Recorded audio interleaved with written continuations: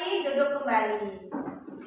Nah, sebelum memulai pelajaran, KM pimpin doa KM, tolong. Siap, berdoa.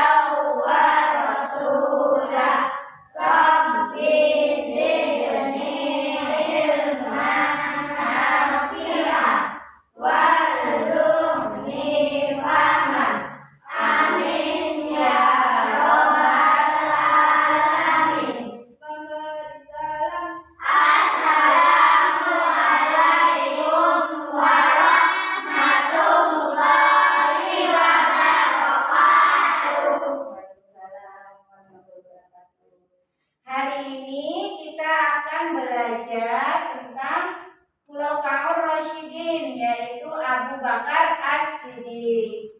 Tujuan kalian mempelajari Abu Bakar As-Siddiq adalah agar kalian tahu siapa itu Abu Bakar As-Siddiq, bagaimana sifatnya, sifat jujurnya, dan kalian bisa meneladani sikap Abu Bakar As-Siddiq dalam kehidupan sehari-hari. Ya.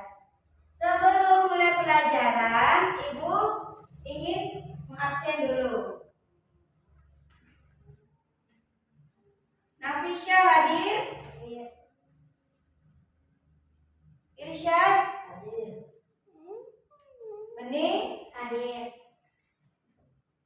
Aisyah? Khairunisa? Fidi Amair? Gali?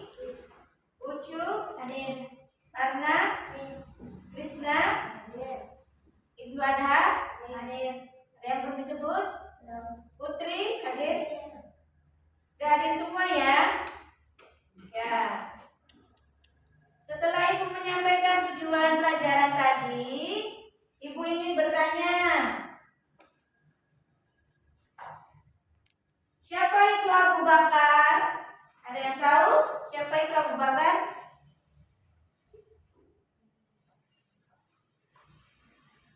Ada yang bisa? Siapa? Siapa Abu Bakar? Ada yang tahu?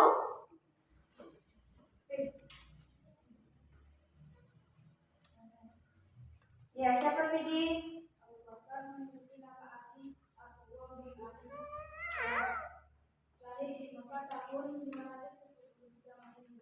Ya, cukup. Ya, jadi Abu Bakar itu adalah sahabat Nabi yang bernama aslinya Abdullah bin Abi Quhafa, lahir di Mekah. Ya. Nah, sekarang Ibu akan menyaksikan video Abu Bakar As-Siddiq. Kalian tonton ya. Nanti setelah kita tonton bareng-bareng, nanti didiskusikan bareng-bareng.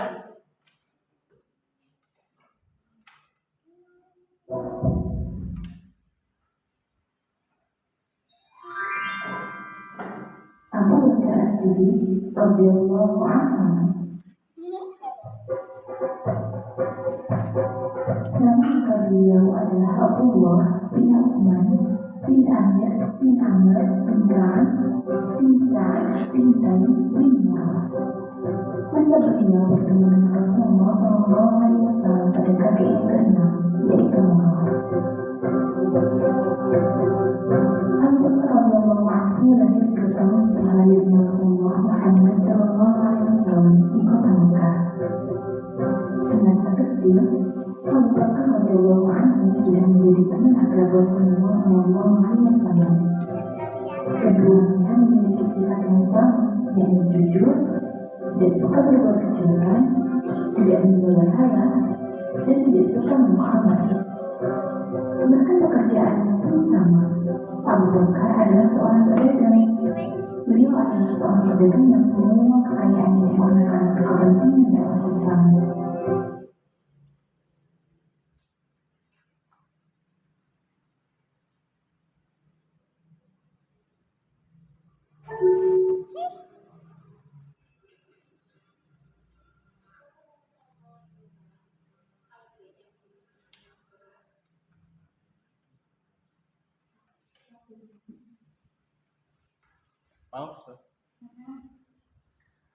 Memberikan manfaat bagiku selain hartanya Abu Bakar.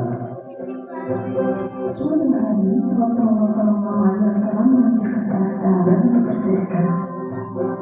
Saat itu Umar bin Khattab sedang memiliki harta, maka Umar pun segera pulang sembari berkata, Hari ini, walaupun hari ini saja, aku akan mendahului kebaikan Abu Bakar. Umar pulang mengambil separuh hartanya lalu menemui Rasulullah SAW. Sesampainya di hadapan beliau, Umar ditanya, Berapa yang kau tinggalkan untuk keluargamu? Sebesar yang aku infakkan ya Rasulullah.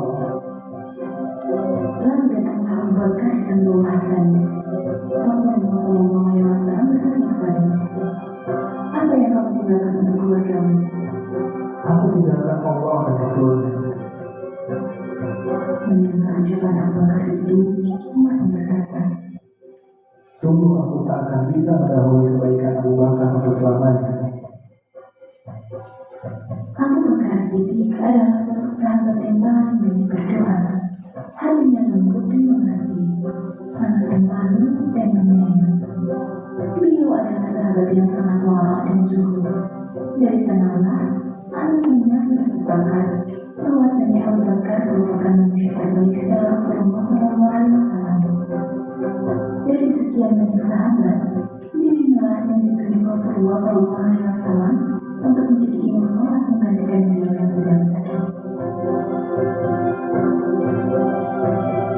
Abu Bakar terus menemani dan menjadi teman paling setia Rasulullah SAW. Dan ketika senang maupun susah, ketika bepergian maupun mungkin, Rasulullah SAW menggelarnya sebagai orang yang jujur atau as-siddiq. Dan hanya Abu Bakarlah satu-satunya yang memiliki gelar tersebut. Beliau digelari as-siddiq karena paling cepat meyakini dan membenarkan apa yang disampaikan oleh Rasulullah SAW, yakni ajaran Islam. Suatu pagi, Rasulullah SAW memberitahu manusia bahwa beliau semalam telah melaksanakan Isra, yakni perjalanan dari Masjidil Haram ke Baitul Maqdis, dan Mi'raj, yakni perjalanan dari Baitul Maqdis ke Sidratul Muntaha. Manusia tidak percaya berita itu. Kemudian mereka mendatangi Abu Bakar dan berkata, Wahai Abu Bakar, apa kamu percaya yang dikatakan temanmu Muhammad bahwa dia pergi ke Baitul Maqdis di malam hari dan sampai di sini sebelum subuh? apakah dia Muhammad yang mengatakan begitu? Ya benar. Kalau Muhammad yang berkata, maka aku akan mendengarkan berita dari langit, dan aku akan mendengarkan dia berita yang lebih aneh dari itu. Ketika dakwah Islam mulai menyebar ke seluruh penjuru Mekah, orang-orang Quraisy merencanakan pembunuhan kepada Rasulullah SAW. Rasulullah SAW pun hijrah ke Madinah ditemani sahabat setianya Abu Bakar radhiyallahu anhu.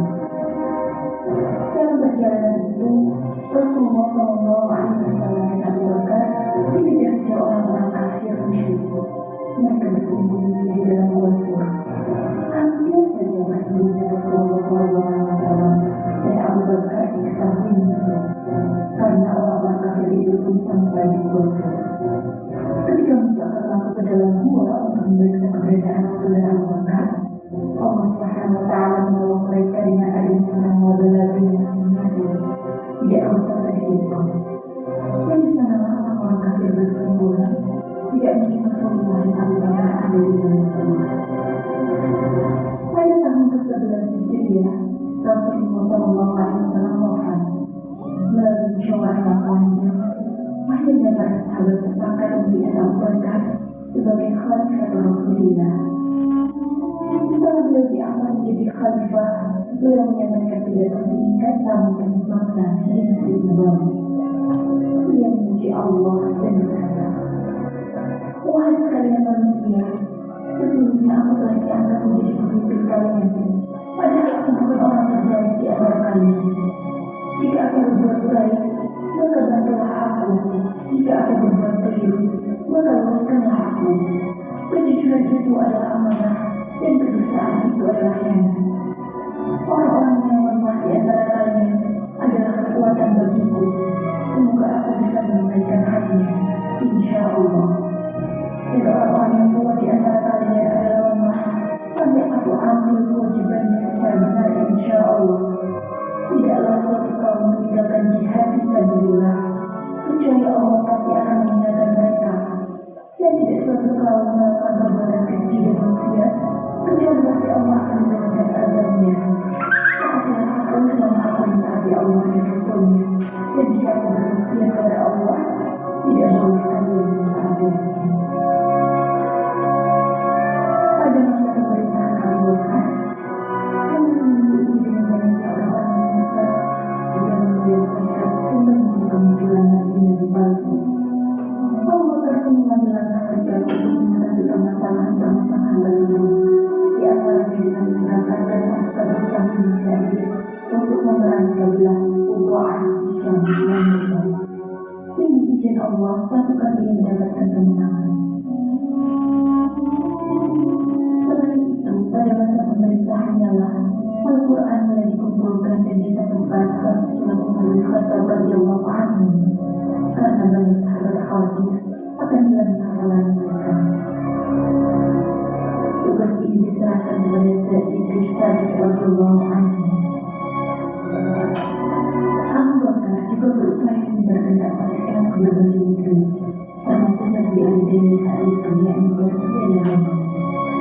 Beliau mengangkat Khalid bin Walid sebagai panglima tertinggi kaum muslimin dalam mengemban misi dakwah ini. Pertempuran seni pun tidak dapat dihindarkan, baik ketika melawan Persia maupun Romawi. Atas pertolongan Allah Subhanahu wa Ta'ala, kaum muslimin mendapatkan kemenangan dan Abu Bakar pun sukses menjalankan misi dakwah Islam. Suatu hari pada tahun ke-12 Hijriah, Abu Bakar As-Siddiq radhiyallahu anhu menjadi muslim, sehingga beliau tersandung selama 15 hari. Karena itu beliau tidak bisa menunaikan sholat. Beliau pun meminta Umar bin Khattab radhiyallahu anhu menggantikannya menjadi imam sholat di Masjid Nabawi. Abu Bakar radhiyallahu anhu wafat pada hari Senin sore, tanggal 22 Jumadil Akhir tahun ke-13 Hijriah. Itu artinya beliau menjadi khalifah selama 2 tahun, 3 bulan 10 malam. Abu Bakar berwasiat agar jenazahnya dimandikan oleh istrinya Asma' bintu Umais, kemudian dikafani dan dimakamkan di samping Rasulullah SAW. Itulah kisah inspiratif kehidupan sahabat mulia yang sangat dicintai Rasulullah SAW. Banyak ibrah yang dapat kita ambil dari pribadi sahabat yang satu ini. Di antaranya, sejak kecil beliau sudah mengisi diri dengan sifat jujur, tidak suka berhala. Beliau sosok sahabat setia dalam keadaan senang maupun susah, pribadi yang paling cepat menerima dan mengamalkan Islam, lembut hatinya, penyayang, serta penyantun, ikhlas, rela mengorbankan seluruh jiwa dan hartanya di jalan Allah.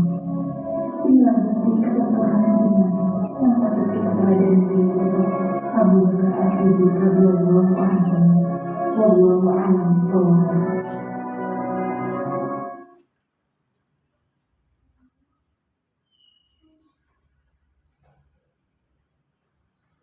Nyimak videonya? Sudah. Sekarang buat kelompok, menghadap ke kelompoknya, buka bukunya dan didiskusikan mengenai isi dari video tadi, ya. Sok. Nanti Ibu kasih waktu 15 menit untuk berdiskusi. Bakunya di hadapin ya. Bukunya didiskusikan.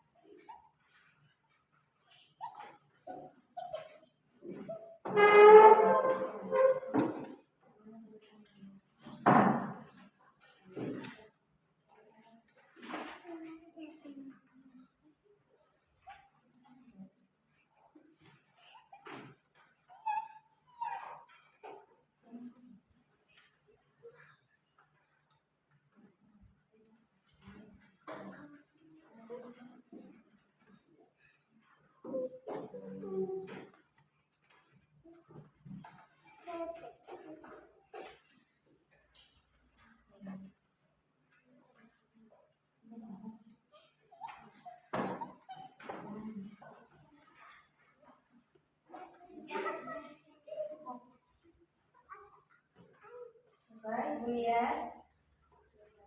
Ya. Kelompok 2. Kelompok 1. Coba.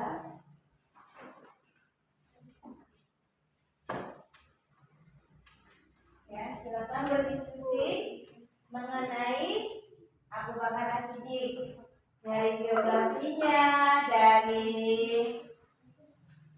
keteladannya, keberhasilan dalam pemerintahannya, terus keteladannya yang bisa kita petik untuk kehidupan sehari-hari. Ya, so dimulai diskusinya.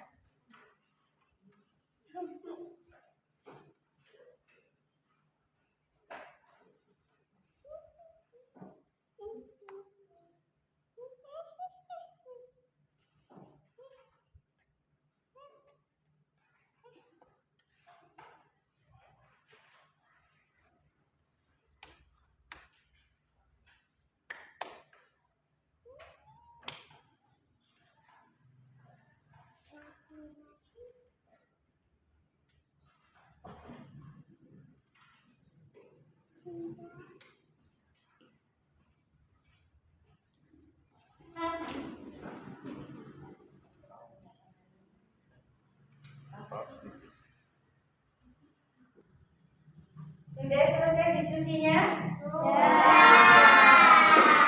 Kalau gitu Ibu tanya dari hasil diskusi kalian, ya.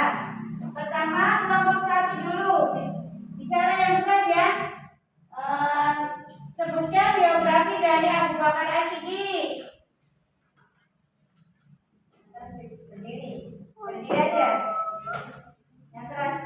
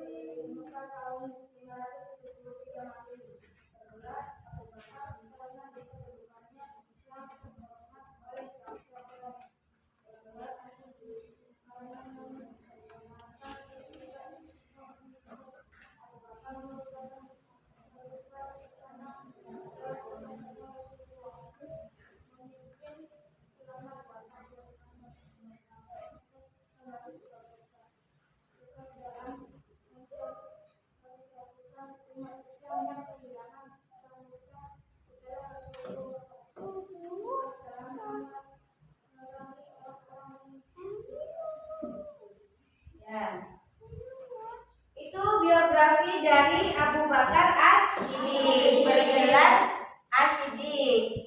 Artinya jujur. Ya. Sekarang kelompok 2, presentasikan yang keras suaranya. Berdiri.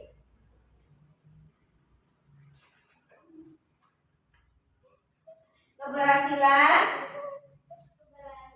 pemerintahan Abu Bakar As-Siddiq, memerangi orang-orang yang murtad, memberantas nabi palsu, mengumpulkan ayat-ayat Al-Quran, memperluas wilayah. ya, itu presentasi dari kelompok 2. Jadi Abu Bakar itu keberhasilan dalam pemerintahannya memerangi orang-orang yang murtad dan nabi palsu. Sekarang kelompok 3, bagaimana hasil diskusinya? Coba bacakan. Keras. As-Siddiq dalam kehidupan sehari-hari, kesetiaannya dan kecintaannya kepada Rasulullah SAW, ketulusannya dan keteguhannya dalam berdakwah, senantiasa bersegera melakukan kebaikan, pengorbanan di jalan Allah, hidup tawadu dan sederhana. Ya, terima kasih kelompok 3. Jadi hal yang baik atau keteladanan kita yang dipetik dari Abu Bakar yaitu kesetiaannya dan dakwanya. Ya, kesetiaannya kepada Rasulullah. Nah, setelah kalian berdiskusi tadi, Ibu ingin menyampaikan refleksinya ya. Jadi, siapa itu Abu Bakar? Abu Bakar adalah sahabat. Ya, sahabat Nabi atau sahabat Rasulullah. Yang bernama siapa tadi? Abdullah bin Quhafa. Ya, bergelar Abu Bakar. Kenapa bisa jadi Abu Bakar? Yang namanya Abdullah. Abu Bakar itu dari julukan oleh kaum Quraisy karena Abu Bakar itu kedudukannya sangat tinggi di suku Quraisynya. Kemudian As-Siddiqnya dari kata jujur. Karena Abu Bakar itu orangnya yang jujur dan dia itu membenarkan peristiwa Isra Mi'rajnya Nabi Muhammad Shallallahu Alaihi Wasallam. Ya, Abu Bakar memimpin itu selama 2 tahun. Selama 2 tahun. Setelah Rasulullah wafat, kemudian digantikan Khalifah Abu Bakar, khalifahannya. Ya, selama 2 tahun. Kemudian keberhasilan pemerintahan Abu Bakar selama menjabat jadi khalifah yaitu yang pertama memberantas nabi palsu. Jadi setelah Rasulullah wafat itu ada yang mengaku menjadi nabi. Ya, banyak yang mengaku menjadi nabi setelah Rasulullah. Makanya diberantas oleh Abu Bakar. Kemudian ada lagi yang murtad atau keluar dari agama Islam keluar karena Rasulullah wafat. Mereka itu diberantas, dinasihati ya, biar masuk kembali ke Islam. Kemudian Abu Bakar itu memperluas wilayah biar luas wilayahnya, nggak cuma di Mekah Madinah. Ya. Kemudian keteladanan Abu Bakar yang dapat kita petik dalam kehidupan sehari-hari, di antaranya yaitu kesetiaannya kepada Rasulullah, kemudian ketulusannya dan ketegasannya dalam berdakwah, kemudian pengorbanannya di jalan Allah yang hebat. Dia selalu memberikan semua hartanya untuk bersedekah. Makanya Abu Bakar itu termasuk orang yang dermawan. Ya, dan hidupnya itu sangat sederhana, bukan bermegah-megah atau bermewah-mewahan. Jadi sudah mengerti tentang Abu Bakar? Sudah. Sekarang kalau sudah mengerti, akan Ibu kasih kasus atau permasalahan. Ya, kalian diskusikan lagi berkelompoknya. Kelompok 1, kelompok 2, kelompok 3. Ya, simak baik-baik persoalan yang Ibu sampaikan ini ya. Yaitu, apa yang kalian lakukan kalau ada teman kalian kehilangan barang berharganya? Ya, apa yang kalian lakukan? Coba diskusikan berkelompok. So, Ibu kasih aku 10 menit.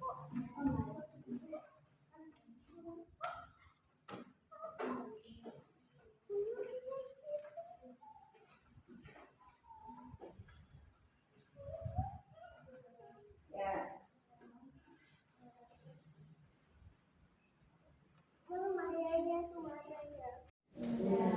Sudah diskusinya? Pecahan masalahnya? Ya, sekarang Ibu mau kalian presentasikan di depan kelas ya, mengenai pemecahan masalah tersebut.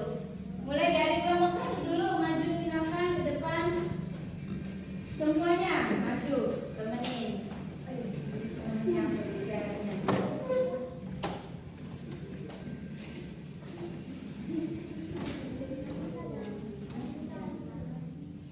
Jadi apa yang kalian lakukan apabila ada teman kalian yang kehilangan barang berharganya? Coba kelompok 1 apa?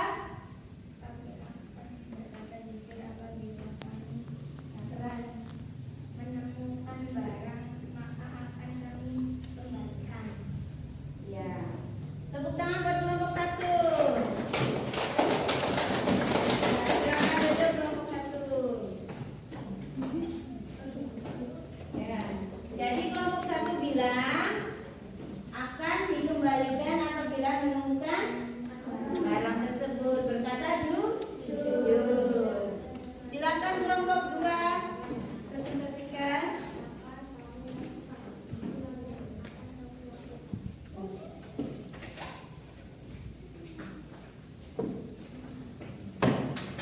Apabila ada teman yang kehilangan barang berharganya, apa yang akan kamu lakukan? Kami akan membantunya mencari barang berharganya dan tidak karena kami peduli dan suka menolong. Ya. Tepuk tangan buat kelompok 2. Silakan kembali. Kata kelompok 2 apabila menemukan akan membantunya. Kelompok 2 akan membantu teman yang kehilangan barang tersebut ya, membantu mencarinya ya, karena kelompok ini sangat peduli dan suka